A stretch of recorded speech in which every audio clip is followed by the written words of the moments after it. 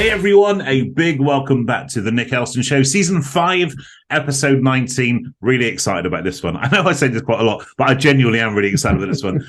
I was kind of like humbly going about my business, and I was I rocked up at Eset UK, way down south of England, for those who are kind of further flung than the UK. And I was delivering a talk, and there's this one kind of ball of energy at the back, this great kind of character shining through. And that character is, ladies and gentlemen, Jake Moore. Woo! Hello. Thank you. Welcome to the show. You okay? Yes, great, thanks. Do you know what? We were chatting just before I hit record about kind of the admiration for kind of what I do in my space, but it has to be said, it's certainly reciprocated, kind of like global cybersecurity kind of specialist. You've been on TV and everything else, but we're going to go into all of that, I'm sure, because there's going to be lots of rabbit holes, knowing me and you, that we're going to dive down. But however, as a high level overview, tell us who you are, where you're from, and kind of what you're about. Okay, well, so I'm the Global Cybersecurity Advisor for Eset. That's Europe's #1 cybersecurity company. So my job is to give advice on cybersecurity to businesses and employees and the public, because people tend not to know everything about cybersecurity, and we got to dodge those scams. But I've got 14 years experience in the police force as well, which is where I learned my craft. I learned how to ethically hack, look for digital evidence, go to court, look at murderers in the eye. I mean, I've had some crazy times in the police force, but I've learned how a criminal works, and I'm really impressed by criminals, in fact.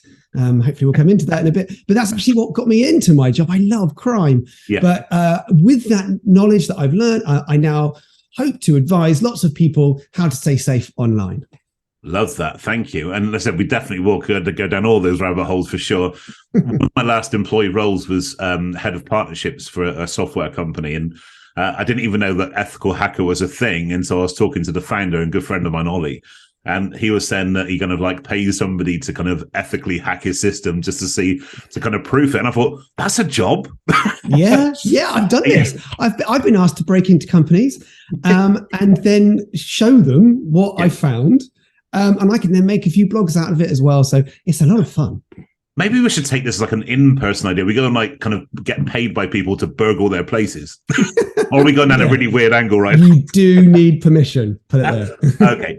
I appreciate you telling me, Jake, because 14 years in policing is going to give me that reassurance for sure. So I'll leave that alone. But I think a great place to start is actually right at your beginning. Tell us about baby Jake. Tell us about kind of growing up, where you grew up, education, that kind of stuff. Tell us about your journey. So, I live in the south of England, Dorset, love the beach, still got a massive love affair with the sea. Beautiful place, Dorset, as well. If you've never been there, go. Really beautiful place. I think the whole world seemed to come to Sandbanks in the first lockdown. So I think everyone knows where Sandbanks is now. I'm a little kind of, again, going down another like a rabbit hole, Dorset specific rabbit hole. But we're big fans of going to kind of Arn, the RSPB reserve, and like quieter places on the coast. Love that. Beautiful. Yes, beautiful. That's like the start of the Purbex. Now you're going into the really amazing places, into the Jurassic Coast. But yeah, that could be a whole separate podcast. Exactly. All day long. I'm sorry, Jake. Back to your story. That's fine. So I wanted to go to London to go to university. So after school, I went to uni and I did maths over 20 years ago. And I still didn't know what to do. So my mum just said, well, just do what you can with your best subject. So at the time it was maths. And then at the end of uni, I still didn't know what to do. And my mum said, right, here's your chance to go and get a job. You've got to do something that you love. That will make it a lot easier in life. And I said, well, there's only one thing I actually really love is bank robberies. And she goes, you can't be a bank robber. I said, well, okay, fair enough. I remember this. We were walking on the beach and she goes, I've got an idea. Don't be a bank robber, obviously. Why don't you go and work at the police station? Go and ask them for a job and see if there's anything that you could do. So I applied for 11 jobs at the police station and got nothing back. Not even an interview for any of these jobs. And I thought, this isn't working. I don't know what I'm going to do. And then I got this phone call and it was this guy and he said, look, Jake, I see you're applying for nearly everything with no experience. You can't get any of these jobs. And I said, oh, I'm so sorry. I I just desperately want to work there. And he said, I can tell that. How about you take this filing job? It wasn't even for £10,000 a year. And you can start on Monday. And I said, yes. I always remember that saying, foot in the door. I thought, yeah, I'll take it. I'll love that. Coming out of university, going to work in the police station, I thought I'd made it. And I loved it. But within 3 months, I was there chatting to the chief commander, and he was asking me my background. And he said, if you've got a mathematical brain, an analytical brain, we'd love someone to analyze robberies and burglaries. I couldn't believe my luck. I was about to go and analyze robbery. This is basically the other end of being a bank robber, just learning how they do it, but not getting arrested. So that was pretty much the start of my, I must admit, my very fun career. It's been an amazing 20 years. I loved every moment in the police force. I was given loads of courses right the way through the birth of computer crime. That was fascinating. Right, of course, you've been right at that kind of the cusp of that becoming actual thing, isn't it? Yeah, it was huge. Watching it grow, things like the dark web and Bitcoin, all these terms that I didn't know about, but we were trained in because we had to know what to look out for and what criminals were using. And it's now obviously huge. I think 50% of crime is now fraud or cybercrime. Wow. Can I also say you're being a little bit modest here because I've done my research. I'm not as daft as I look. I kind of am, but let's pretend I am not. So you've kind of through individual awards, Serious Organised Crime National Police Award, Dorset Police Staff of the Year, and obviously that's gone on to kind of winning awards actually within ESET as well. So you've become very, very good at what you do. Am I going to say this or not? Let's go with it. The stereotypical kind of math geek kind of stuff. You don't strike me as that. Is that the kind of the nicest way of putting that? We always kind of feel that they're going to be kind of looking like Will from the In-Betweeners or something, and that kind of like nerdy kind of thing going on. He's a legend. Yeah. Oh, he absolutely is. I'm with you on that. But yeah, that's the kind of the impression that you get. So do you say you fit this typical mold of the kind of the maths genius? I wouldn't say genius, but no, I think 20 years ago, even 10 years ago, I would have agreed with you. But in the last 10 years, I've seen stereotypes just been thrown out the water, which is amazing. And I love the whole, the cybercrime industry, or cybersecurity industry, I should say, is very diverse. And it's awesome seeing people from all different backgrounds and skills to come together wanting to go forward with that. But yeah, 20 years ago, definitely, there weren't many people that wanted to necessarily learn about computers, but then go and jump on stage. And I must admit, I love going on stage, talking to 200-300 people, telling them a story about cybersecurity in the hope that they'll go away and do something that I've maybe talked about, like download a password manager or something small that will help their life from not getting scammed. Because at the end of the day, I want to still protect people. I think that's what I loved about the police force. I could really get in and help the community out. So now if I can still do that by just talking to them, then what a buzz that is. Yeah, absolutely. So your first speaking experience, actually stepping up onto stage and doing that, was that from within the police force or was that after the police force? Yeah, so in the police, I left the digital forensics unit. Now that's where I used to get computers, take them apart, actually in a lab, look for evidence. I think one person said to me, it's not like finding a needle in a haystack. It's finding a haystack and not even knowing if there's a needle in there. It was stuck with me thinking, God, that is data forensics in a nutshell. So yeah, obviously there was no speaking events in that, but then the cybercrime team formed and one of the chiefs asked me if I could go and join that very new department. But it was not only having the experience of computing, but being able to go and speak to the public. And I thought, this is quite a cool idea. Yeah, why not? And I didn't know where I'd be going. And I kid you not, I was thrown into women's institutes and very small library groups. I went around Dorset. I did something like 100 talks in 18 months to very small and strange groups. But my God, it gave me confidence. It taught me that I love questions on my subject. And if I don't know the answer, I'm going to hold my hands up and say, I don't know. It taught me so many things. So when it got to a bigger platform and a bigger stage within ESET and talking to the world's press, although I still get nervous, I still go back to where I kind of got that first platform, speaking to a women's institute. I mean, I missed the cake, but it's still something there that is able to build on, and I love it. Do you know what? I think you're hitting a nail on the head there. I think the most common question I get asked in my line of work is, how do you become a professional speaker? Exactly as you just showcased. You do hundreds of free gigs first to Rotary, social groups, WI. Rotaries, yeah. Because when you're testing your material and your confidence and flexing your kind of speaking muscles in front of an audience which is not paid and actually there because they want to hear what you're saying, it's a different dynamic than when you suddenly get put in front of the world's press or when you get paid to deliver something. It changes the dynamic. And yeah, I love that approach. And I love the way that you've kind of found that, because a lot of people they try to skip the shoe lever when it comes to speaking and stepping up. Yeah, and I have learned to love it, I must admit. People have always said to me, like, oh, you're a confident guy, but it's different when you're confident around, say, a group of your best friends and pulling the joke in front of them, to actually going up to speaking in front of people that they might actually, do you know what? I'm about to say about that could fall asleep. I've had that. It was a Rotary club. There are about 3 guys falling asleep. To be fair, that won't be a reflection on you. Trust me, it won't be a reflection on you. But I thought to myself, should I take that as a hint, or should I joke about it or not? And you know, all those things. It's weird. I've got this like 2 voices at once. I'm able to now I can speak while I'm thinking, and that is a tactic that I've had to learn under pressure. But don't get me wrong, I still get nervous every single time. But I've just learned these little tricks to build on that, and like I say, enjoy it. Again, it's such a powerful point that there's an assumption that people will look at you, especially with the media stuff, and think like, hallelujah, this guy's got his absolute shit together. He knows exactly what he's doing. He doesn't get scared at all. He's just kind of there looking fantastic and delivering his stuff. But actually it takes effort and management and harnessing that anxiety, doesn't it? And so your first media kind of, because you've done some big stuff. I mean, you've done some kind of big channels, some big programs. It's wild. Your first time in front of the cameras, how did it look and how did it feel?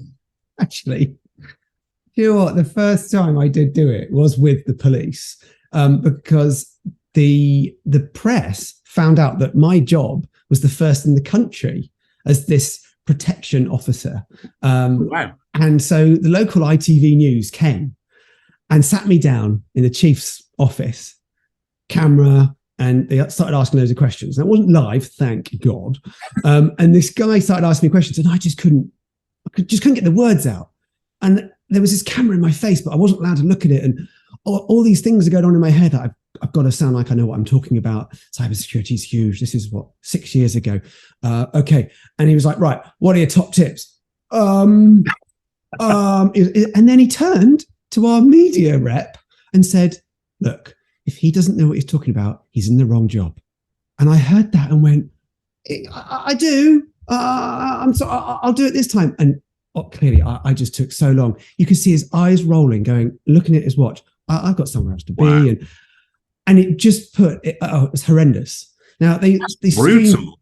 It was horrible. Brutal. They kind of got one sentence out of me for the evening news that night. And then all of my mates started sending me memes. They created memes of my face as a still from the image. Mates. I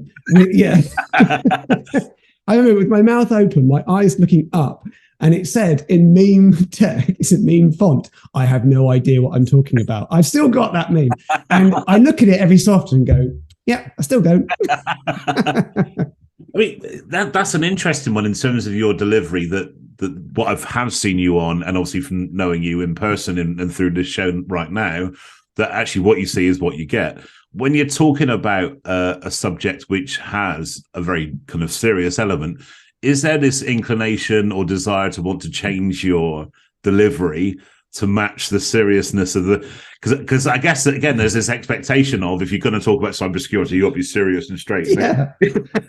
Oh, God, you're so right. You know, actually, I take it back to when I was in the digital forensics unit, and we would have murders come in, and their computers would come in, and there'd be a dark sense of humour. There was one of my colleagues, she was horrendous. Her sense of humour would have got her arrested if she was outside of that lab, right? She was amazing.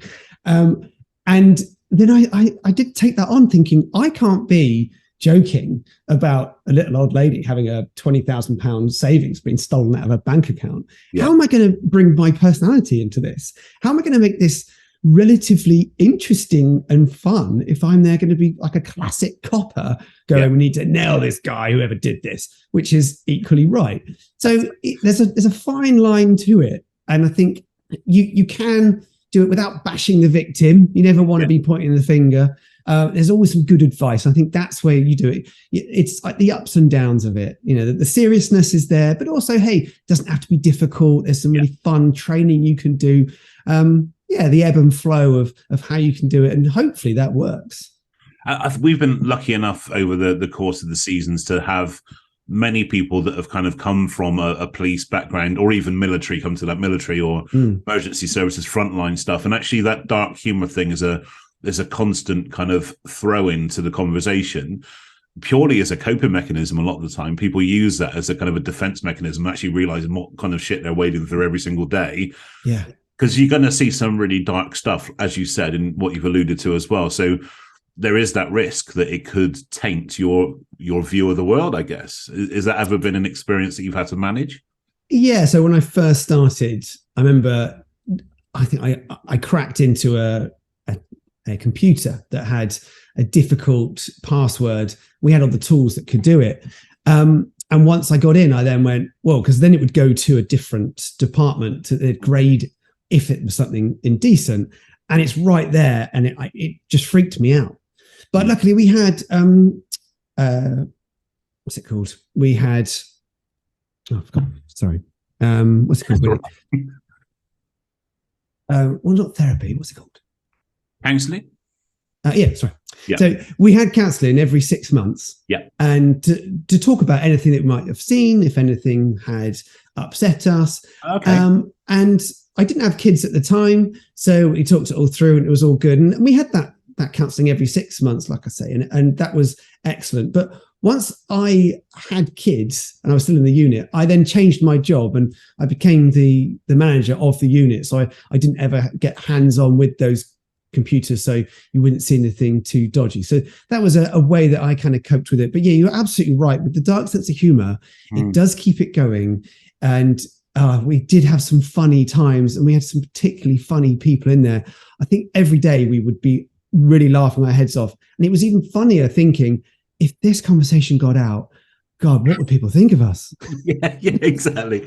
So you then made the leap to the corporate world through Eset. It was just the one leap, wasn't it? It was a direct leap from the. How did you find the experiences of working in the kind of the frontline emergency services environment into the corporate environment? What was the main differentials for you?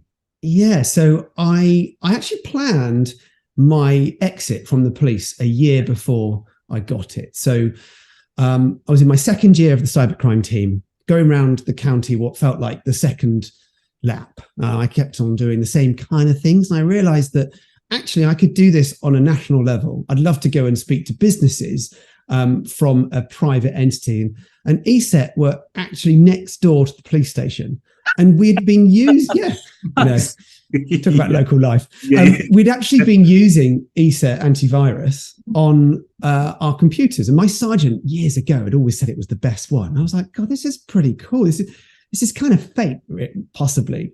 So I arranged, there was a talk with local companies that I was giving. And I made sure that my boss now was going to be there. So he'd listen to me. So he'd get to know me, but without me saying, give me a job. And so he got to know who I was and what I was doing.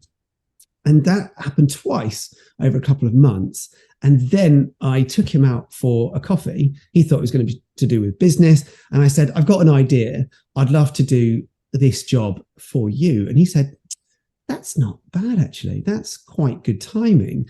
How about you jot that all down? I'll send it off to our bosses we're in Europe, in Slovakia. Yeah. And maybe there is something there we can have a little play with. And so I had to go and effectively write my own job spec and give it back to him. He got the chief sales officer over and we had a chat. It wasn't an interview. I mean, it was really an hour of just laughing. I think my boss at the time said, it wasn't the RMD. He said, look, it's going to be quite tough. I think you may struggle making him laugh. And I was like, that's a challenge. Okay, good. I went in there and we had such a good time. We were basically laughing the whole time. And then at the end of it, he said, right, you can start in a couple of months. So I then took 2 months off from the police force. It was 2018, a lovely summer. Yes. I actually just enjoyed 2 months chilling out with my wife and kids and down the beach and so on, and then started in what is now my dream job. Lovely. I love the fact that you kind of engineered sounds cold, but that kind of, I think there's that kind of opportunity is everywhere. I think it's the attitude that makes a difference, isn't it? And I think, like I said, the fact that you went with purpose and got that position, I love that. I remember talking a few years ago now, but it always stuck in my mind that I was speaking to an HR kind of recruiter, and they were saying that actually one of the best things that you can do is start to reach out proactively to companies saying, this is how I can fit into your company. And like you said, write your own job spec and actually create something. Because actually once a role's advertised, it's kind of is there and it's gone pretty much. And I think there's something in that. I think I really like your approach on that. So are you truly being heard in life and in business? And think about that genuinely. If the answer to that is no, then you've found the right event. If you want to give yourself that boost personally and professionally, come along to Find Your Voice Live. This will change your life. This will be the game changer that you've been looking for. It provides me with the confidence in myself to prove to myself that I can do it, I can get up on stage, I can speak. There's absolutely nothing to be nervous about with these events. It's very, very open, very, very relaxed. Help my confidence go from here at the beginning of the day to here at the end of the day. Hey everyone, my name is Nick Elston. I'm an inspirational speaker on the lived experience of mental health and a transformational speaking coach. I'm the founder of Forging People, and Find Your Voice Live is our flagship event where we cross the boundaries of personal development, mental health, transformation, and public speaking. Your ability to speak, to deliver any message to any audience with clarity and power and emotion will have an ultimately defining impact on your success by your own definition of that really subjective term. Speaking is life, speaking is business, speaking is education, and that's the thing that we focus on most. What I find is that people are here for many, many different reasons. Some people do absolutely want to be a stage speaker or a professional speaker. Some people want to be able to represent their business or to lead a team or inspire a movement or create a story. But even actually, some people want to be here just because they want to be heard at home. Maybe they don't feel their opinions being heard, that they can't say yes to the things they want to say yes to or no to the things they want to say no to. Again, this is where personal development meets mental health, meets public speaking to create a real positive impact. At the end of Find Your Voice Live, you will walk away with massive confidence around delivering your message. The ability to stand up and deliver means you will enhance your self-esteem in an amazing way. You will also have the skills and tools and tips and techniques to not only deliver a presentation, but to structure a presentation, to find your audience, to be able to deliver emotional storytelling to help your audience feel and make them want to be part of your tribe, make them want to be part of your following, and really tune into what you're truly about, to truly make yourself heard in life and in business. If you're sat on the fence, if you're still not sure, take the model that I use, say yes, worry about it later, and I'll make sure that you're looked after brilliantly. Myself and my team will make sure that you have an amazing day, transformational day that will have the desired positive impact that you want to achieve.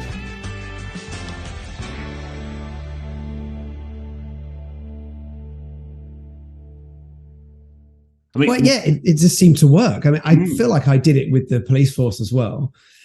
Just going around saying hello to everyone. I mean, that's how I bumped into the chief commander who gave me that original analytical role. I actually went up to him. I remember saying, "So what do you do here?" And all the people around me just moved away and went, "What the hell is he saying?" And he said to me, "All right, son, classic, 20 years ago cop. Yeah. Does this badge mean nothing to you?" Pointing to his shoulder. And I went, "No, it doesn't mean anything." And he went, "Do you know who I am?" And I was like laughing, thinking, God, I didn't know people said that.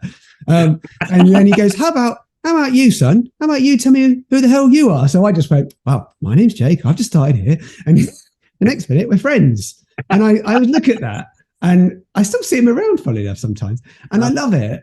that I can just give that advice to anyone now. I say that it's so true. Say hello to everyone. Say yes to everything. Yeah. And enjoy everything that you do. I love that. I think that's how it kind of all kind of reaches out, especially at kind of like, is it 7 degrees of yeah, I've heard that. Degrees, yeah. And I think there's something in there. And we certainly find that through the podcast as well, that by tapping into different audiences, that you just have such a big reach. You never know who you're impacting. And especially the bit I want to go down now, actually, you could create a lot of positive impact without you even knowing that you're doing it. And I love that. And the bit that again, is around the cybersecurity element, I guess, is that from a generational perspective, I think that I'm 44 now, so I've been brought up with a good knowledge of kind of tech and kind of loosely how to kind of see if something's genuine or not.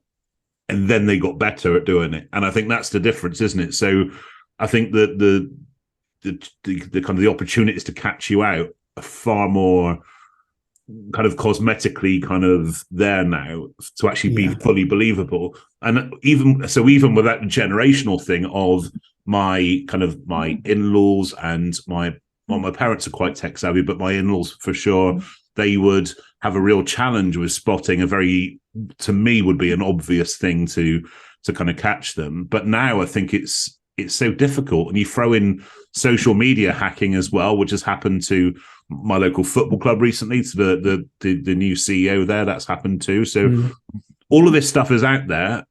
What's your kind of take on this, and what are kind of some of the simple things that people can do to kind of tell these things? Well, so similar to you, probably. I always like to know my audience and know the audience are going to have vast difference in their knowledge. We might even assume that young people are really savvy, but they're not always cyber savvy, which I find. Whereas the older generations, they might know that something's too good to be true, yet when they see something and maybe it's a free £5, well, that's not too good to be true. It's believable. So they might be clicking on that. So everyone's got these different vulnerabilities within them, and no one's completely hack proof. I mean, we are humans at the end of the day. And I talk a lot about hacking the human. I always find that element a really interesting part to it. I always wish I'd learned more about the psychology of crime. And whenever I meet a psychologist that's done a criminal part of their degree, I'm always fascinated. Like, it's story time, and tell me more. How do they work? And I've learned so much in that time about the language used and so on. And there's this campaign that the police use, Take 5 campaign it's called, and it's all about stepping back from anything, taking 5 minutes, speaking to other people. That really works with older generations, not the younger generations, because 5 minutes is a whole year to them. They want things instantly. I've got to keep clicking and scrolling. And so it's learning where you may be most vulnerable. And someone who might click on a phishing link might click on it and think it's believable, and the next person will go, God, it's blimmin' obvious. What on earth are you doing? But then if it was a targeted one, it might fit in with their narrative. We hear the word narrative all the time, but it's such a strong word, because if you are a constant gym goer and you get an email from even your gym and it says, just download the attachment, we've lost all your details, that might fit in with the narrative of that person because it fits in with their life. But I could find out which gym you go to by just clicking on your Instagram. You probably posted a post-gym shot with your shake saying, check out what I've just done. Welcome to the gun show. Well, I wasn't going to say it, but and the next minute an email comes in from that gym. Well, that person's thinking, well, how else would they know? They're not stitching it all together. I think that's what's so important with these targeted attacks. They're very clever. So what I do in a lot of my talks is tell a genuine story about how I've gone about it myself to prove how easy it is. I've used it on law firms to break in digitally. I even broke into my old police station after I left to see how easy it was. I've cracked into people's WhatsApp, Snapchat, PayPal. I even took money out of someone's PayPal once, all with the permission of that person, but just to prove how easy it is. I hope that makes people realize, okay, it is actually everyone here that is susceptible to crime. And we just need to keep our wits about us. But the more training we do, the more training we give, It's more in an exciting way. You just get those people to click and understand that they might need to take an extra few minutes just to do their due diligence. Yeah, absolutely. Thanks. That's a fascinating subject. I was reading on your LinkedIn that you were asked by a friend to regain access to a Instagram account, Yes. and you managed to do it. Yeah. God, so that was a big one. So my friend rang up and said, "Oh my God," that she goes, "Don't tell me I told you so," which is that's the first rule. Don't go, "Why didn't you listen to me?" And she says, "Yeah, I know I should put more security on board, but someone's taken control of my Instagram account," which is a classic these days. And that can cost people money if it's attached to their business. She's actually a PT, personal trainer, and it was connected to her clients, and she'd give out these like little free bits of training with her Instagram in the hope that someone would come along and book her in for a session. And so she was effectively losing money from the moment she lost her account. And it's really a personal thing, isn't it? Her account was messaging her friends, doing this, what's called the side tracking offense, where you go along to your other friends pretending to be that person, asking them to send money, saying, "Oh, I'm locked out," or can you send me a code? And it just gets bigger and bigger. And I had done it before, but a long time ago, got someone's Instagram account back. In the last few years, I've tried it and not been successful. So I thought I'd give it a go again. And she said, "Well, it's that or nothing, so let's just try it." And criminals are so clever. The amount they'd gone through, they'd got to her email account, for example, and then blocked any genuine email from Instagram. So when you went to send the forgotten links, it just wouldn't turn up in her email address. And I'd heard that they'd done this before. So I found 3 different emails that they'd blocked. So we unblocked them. And then she had to send this video of herself to prove that it was actually her. But then the codes were being sent to another phone because they'd gone in and changed the phone number. It all got really difficult. And at one stage, I didn't think it was going to happen. But with all of these things, I'm so determined to do everything I possibly can that I was finally successful. So I blogged about it in the hope that other people, in the panic of, "Oh my God, I've lost my Instagram account," they can now Google how to get it back. If they find that blog, then I'm hoping that some people will get their accounts back and then make it more secure next time. Amazing. Awesome stuff. Very, very clever. All the links to what Jake's talking about, all the links, Jake, will be in the bio. So please do connect, and I'm sure I'll be happy to hear from anybody who has any questions as well. I guess, this is a huge question, and I'm not going to tell you off if you don't know it right now because I'm not an ITV cameraman. But what are some of the simple things that people can put in place right now just to make life a little bit safer without getting too heavy into this stuff? Okay, so the number one thing to do is for all your social media and your email, which are probably the most important accounts that you've got, just go and turn on 2-factor authentication, sometimes called 2-step verification. All it wants is you to put your phone number in there, so it can send you a code should you get locked out of it. If you want to go one step further, you can download an authenticator app. Google Authenticator or Microsoft Authenticator are brilliant. They're free. And then you don't need an SMS code like your bank would send you, for example, to prove that it's you. It's on your phone all the time. They're encrypted, so no one can hack into it. So even in the past, actually, we've even been able to see SMSs being sent because they're not actually encrypted, but it's one level higher. And on top of that, just make sure all of your passwords are actually unique. Don't use your dog's name .1 or the numbers people use. They're always the numbers people use. They're actually always related to them.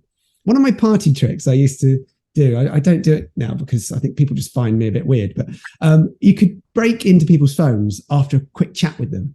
It's kind of like a Darren Brown little thing. You get to know them and you work out roughly when they were born by what they were into as a kid. And you can think, okay, well, I've got 10 goes. I'm going to guess that they were born in this rough year, or they might talk about their kids or their dogs. And then you go, can I just have a little attempt with your phone? And honestly, it was about 4 or 5 times out of 10, I'll be able to crack into people's phones. Wow. And then it doesn't even matter if you've got 2-factor authentication or whatever, because if I get into your phone, I'm going to be able to hack into pretty much your life. And see, the amount of people I see with poor numbers to just get into their phone. If you lose that phone, that's your life gone. So yeah, make sure it's completely unique, that code. Jake Moore, mentalist. Love that. Yeah, sorry about that. That's really cool. Yeah, thank you so much. So away from work, in terms, like I said, you already mentioned, like, you go like going by the coast, you kind of like going by water and stuff, but what does recharging look like for you? What kind of really kind of gets your energy back up? What do you like doing away from business and professional life? Oh, the number one thing is the sea. I love every water sport going. Like, growing up by the sea, whatever the weather, it's amazing. In fact, I'm part of such a lovely sea swimming group.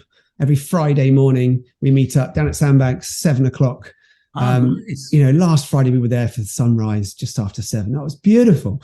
There's a few of us that meet up every week, and all year round, no wetsuits allowed. Now, I know a lot of people talk about cold water swimming. It is actually quite just, it's amazing. It does something wonderful to the soul. But I think it's also to do with exercise as well. So I run or I cycle every day, sea swim once a week, and just enjoy it.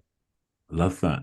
So I guess actually a couple of people have mentioned actually more recently around kind of cold water swimming on here, but take us into that a little bit. So is this something you literally can't just jump in and then jump out again? Is there, well, actually I probably would if it was freezing, but the point, I love swimming. I've never tried cold water swimming, but in terms of like body temperature and stuff, especially in the colder months, is there like a pre-match and post-match routine you've got? Yeah, there is. So we've been doing this for about a year and a half now. So we did start at the right time, the right side of summer last year, but we decided to keep going through the winter months. And there's lots you can do. So in the summer months, you don't really have to worry about it. Of course, the sea temperature in Bournemouth and Poole gets to about 20 degrees at the end of August, but it can get down to about 7 degrees in about February time, which, it is pretty bitter. However, the rules that go with it are you only spend the amount of minutes in the water that it is in Celsius. So in February, 7 degrees would be 7 minutes maximum. If it's under 10 degrees, I would suggest to most people not to put your head under as well, because it can actually cause you to go a bit dizzy, and also, of course, go with other people. You don't want to be doing this on your own. And then it's about the post warm up. So you must be able to get warm quickly, because your body temperature apparently keeps dropping after you've got out, especially there's a cold wind as well. Wow. So you find the shelter, and then lots of people use those dry robes or similar things these days. Joggers on, thick socks, beanie, and then a nice hot coffee or whatever drink you're into. And amongst friends, it's really fun. I don't think I could do it on my own, even though I love the sea. I go in on my own with a wetsuit, maybe a paddleboard, February, March time. But that cold, you need the camaraderie of your friends going, we're all in this together, and it bloody hurts. I can't feel my foot. By about 11 o'clock on a Friday morning, you might get the feeling back to your feet or your toes. Yeah. But it's amazing. And the feeling for me is the salt water on my skin just makes me feel alive. And then watching Wim Hof over the summer, I just went, wow, that's an extra level. I don't know if I'm going to go there yet. I watched the episode with Patrice Everon, like, who refused to get out, and they go, you've got to get out. You've genuinely got to get out right now. Yeah. Well, they say it really starts to get you. I've always liked plunge pools on holiday, when you've got the beauty of a sauna next to you as well. Saying that, there's actually a sauna down at Sandbanks now all through the year. It's quite expensive, but you can go into it. It's got about a 3-month waiting list. But those plunge pools, after a while, I find if you don't move, you start to not feel the cold, because it's only when you tend to move or swim do you feel it. And if you get your head in gear, it really can be just this invigorating feel. And you just feel alive. Love that. Thank you. So I guess what's next for Jake Moore? What's the future look like? I mean, you already seem as a man on a mission. You seem to have engineered a life by design. Is there any kind of big outrageous goals that you really want to aim for, or is it a case of kind of like seeing where you are right now and kind of taking it from there? Well, yeah, a few of my friends have tried to say what that is for me before I've even worked it out myself, funnily enough, because I do feel that I've got to my dream job. And it's quite a strange feeling of someone who's always wanted to engineer the next few years. I've always like a goal, 3-year goal, 5-year goal, 10-year goal, whatever. And right now I've got my wife, my 2 kids, my house, and my dream job. And it feels strange. And sometimes I think, God, well, what is next? But I think a couple of my best mates say to me that they would like to see me as the Martin Lewis of cybersecurity. And I think that would be so cool. There isn't anyone who's just giving out that advice when needed. I mean, Martin Lewis right now, God, I take my hat off to that guy. He is working 24/7. But I do like the idea of giving unbiased, reliable advice to people who really need it. Yeah. And if I had maybe even a bigger platform to do that, with ESET's backing behind me, of course, because I think that gives me the ability and the kudos to give that advice. I think that would be fun. But that's a pipe dream. I think that's, a 10, 15-year one. So for now, I'm just pushing it.